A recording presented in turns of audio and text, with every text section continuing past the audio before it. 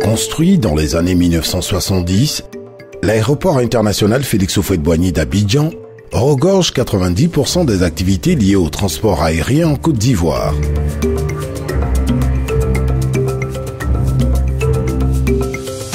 Situé dans la banlieue d'Abidjan, dans la commune de Port-Bouët, l'aéroport Félix Houphouët-Boigny abrite aujourd'hui plusieurs compagnies dont le siège de la compagnie aérienne Air Côte d'Ivoire.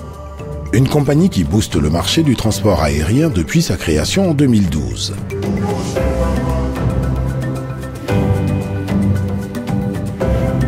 Bien que leader dans la sous-région, l'aéroport international d'Abidjan a traîné un important projet que les Ivoiriens attendaient de voir se réaliser depuis plus d'une vingtaine d'années. Un projet qui permettra à la Côte d'Ivoire d'être plus ouverte au monde et de contribuer à l'économie du pays. Il s'agit de vols directs de l'aéroport d'Abidjan vers les États-Unis d'Amérique, sans escale.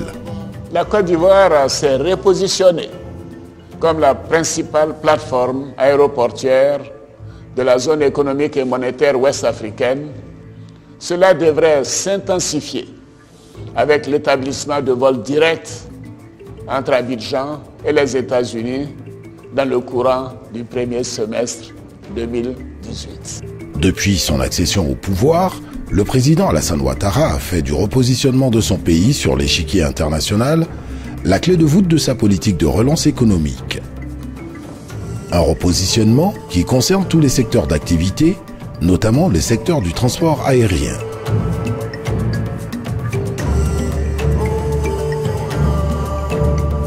C'est en cela que l'État ivoirien, sous l'impulsion du président de la République, va s'investir pour donner vie à ce projet latent depuis plusieurs années.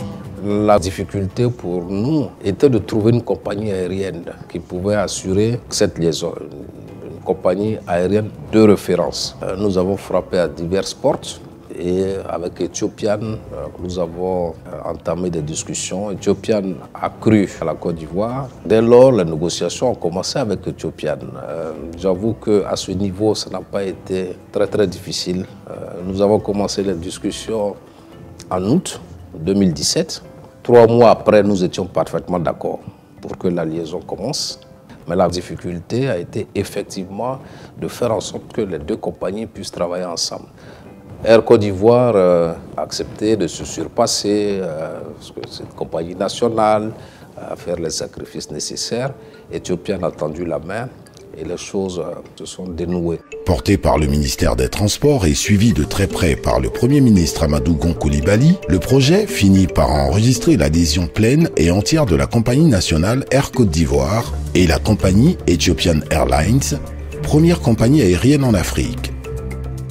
Le repositionnement de la Côte d'Ivoire comme la principale plateforme aéroportuaire de la zone économique et monétaire ouest-africaine, UEMOA, devient ainsi une réalité.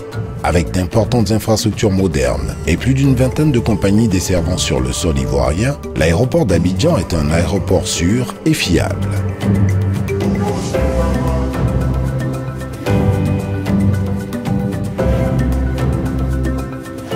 Aeria a été plus loin dans les démarches et a produit des études de ligne, de capacité pour connaître le potentiel des passagers qui peuvent aller aux États-Unis ou qui peuvent en venir, les recettes possibles, tant de passagers business, tant de passagers économie, et tout ça dans un contexte de développement fort du trafic aérien en Côte d'Ivoire lié à la croissance économique qu'on constate actuellement. Aeria, avec l'aide du ministère des Transports, a défini un programme d'investissement de 42 milliards de francs qui s'étale en ce moment depuis 1 an et pour encore 1 an et demi, et qui va permettre d'accueillir vraiment avec des capacités plus importantes ces nouveaux vols.